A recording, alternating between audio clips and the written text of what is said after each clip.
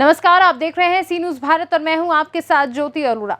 विनोद दुबे के बयान पर रानीगंज के विधायक धीरज ओझा ने पलटवार किया है। बता दें कि शिवगढ़ ब्लॉक प्रमुख का चुनाव संपन्न होने के बाद भी लगातार विवाद चल रहा है।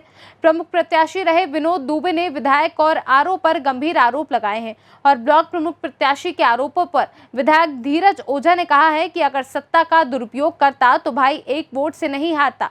मैं सत्ता का दुरुपयोग नहीं करता हूं। साथ ही विधायक ने प्रमुख प्रत्याशी के सभी आरोपों को निराधार बताया है। आज एक शिवगढ़ ब्लॉक के सिलसिले में वो प्रमुख ने आज तक एक प्रमुख नहीं बने हैं, लेकिन प्रमुख लिखते हैं। एक प्रेस वार्ता आज उन्होंने मीडिया के सामने किया है। पहली बात, मैं उसका जवाब नहीं देना चाहता था क्योंकि वो अपराधी प्रवृत्ति के व्यक्ति हैं, उनके खिलाफ मैं बोलना नहीं चाहता था। वो नेता बनना चाहते हैं, विधायक बोले वो हाईलाइट में, लेकिन तब भी बोलना पड़ता। उसमें 2-3 आरोप उन्होंने लगाया है। मेरी राजनीति क्या, मैं संघर्ष करके 20 सालों में राजनीति करके मैं यहाँ पर पहुँचा और भाजपा ने मुझको टिकट है। मैं जिला पंचायत सदस्य के चुनाव में कहाँ थे हमारे साथ? मैं जिला पंचायत सदस्य का चुनाव जीता। मैं घर में कितने दिन से प्रधानी थी। दूसरी बात, 2017 में हमको टिकट मिला, भारतीय जनता पार्टी ने दिया, तो सबसे मांग होती है सबके साथ पंचायत लड़ पाते। ये लोग अपराधी है। मैंने कभी सत्ता का दुरुपयोग नहीं किया, न निर्विरोध होने का काम किया। हमने कहा चुनाव लड़के मैं इनको हराऊंगा।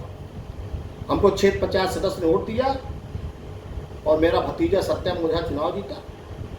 मैं उनको बधाई देता हूं, अपने रानीगंज की जनता को बधाई देता हूं। कितनी जनता खुशी है, खुशी की लहर है पूरे रानीगंज विधानसभा, पूरे प्रतापगढ़ में। इसलिए निराधार बात जो ये कर रहे हैं, ये सब निराधार है। आप सब जानते हैं हमारे बारे में, और निश्चित है कि आप लोगों ने देखा कि मैंने निष्पक्ष चुनाव कराया। मीडिया के लोग भी वहां गए थे। मैंने कहाँ दुरुपयोग किया सत्ता का? मैं कहीं नहीं किया दुरुपयोग सत्ता का। आप लोग गए और चुनाव में देखते हो कहाँ कहाँ सत्ता का दुरुपयोग होता, लेकिन यहाँ पर नहीं हुआ, हमारे यहाँ नहीं हुआ। यही अधिकारीगण, उसके पहले इनका नाम मैं बताना चाहता हूँ, नाम कटवा दिए। चुनाव लड़ने नहीं दिया इन्होंने अपने शिवगढ़ में कई लोगों को। इनके इशारे पे अधिकारियों ने किया था, मैंने कुछ नहीं कहा। आज कहते हैं बेईमानी हुई है। कोई बेईमानी, निष्पक्ष चुनाव हुआ और क्षेत्र पंचायत सदस्य हमको वोट किया।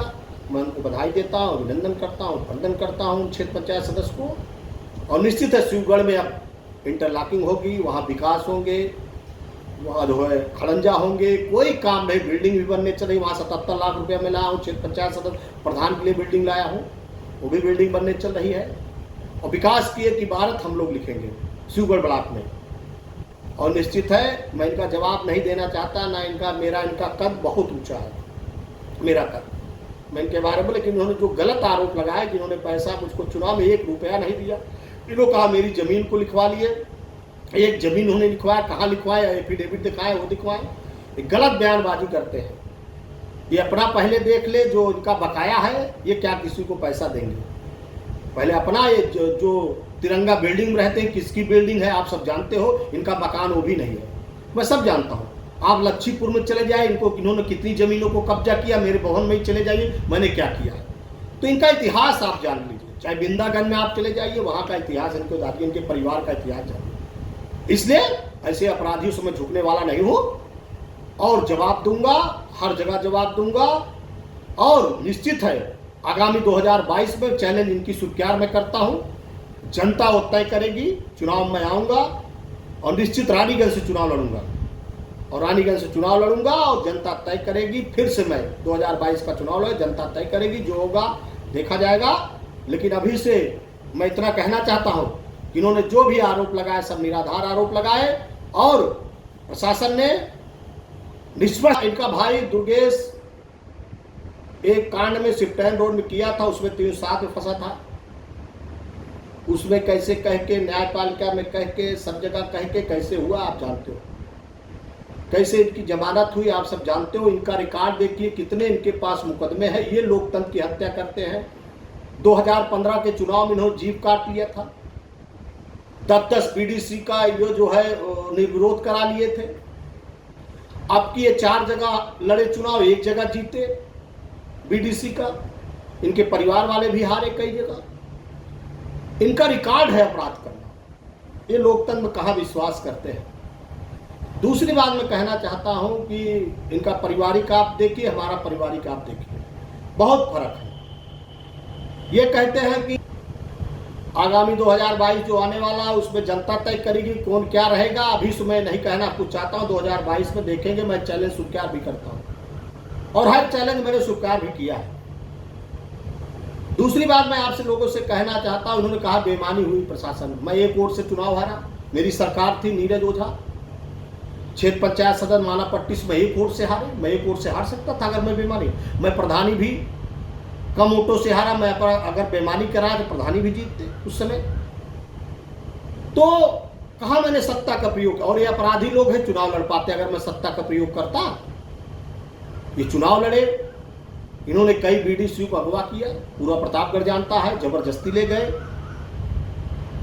दूसरी बात ये कहते हैं कि फर्जी मुकदमे लगाए गए। मैं कहता हूं कि जब आप गलत काम करेंगे तो शासन और प्रशासन उसमें तय करेगा कौन मुकदमा लगा, क्या लगा।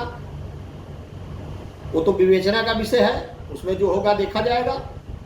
लेकिन मैं इतना कहना चाहता हूं, जो इन्होंने आरोप लगाए ये निराधार है। और उसमें भी मेरा 5 वोट, जो ये कह रहे हैं मेरा भी 5 वोट इनवैलिड है, इनका ही नहीं इनवैलिड है, मेरा भी 5 वोट इसमें इनवैलिड है। और जहां भी जाएंगे न्यायपालिका, मुझको पूरा भरोसा है, जहां भी जाएंगे मैं तैयार हूं। मैं भी संघर्ष करके बढ़ा हूं, मैं भी आगे चल के जो भी होगा मैं भी न्यायपालिका में जाऊंगा, जो भी होगा आपको दिखाई देगा। तो मैं आप लोगों से कहना चाहता हूं, मीडिया सम्मानित हमारे मित्र हैं, हमारे सभी मीडिया प्रतापगढ़ के, मेरे बारे में आप 20 साल के संघर्ष आप जानते हैं। प्रतापगढ़ से सी न्यूज संवाददाता रोहित जायसवाल की रिपोर्ट। इस खास खबर में फिलहाल के लिए इतना ही। देश और दुनिया की तमाम बड़ी खबरों के लिए आप देखते रहिए सी न्यूज भारत।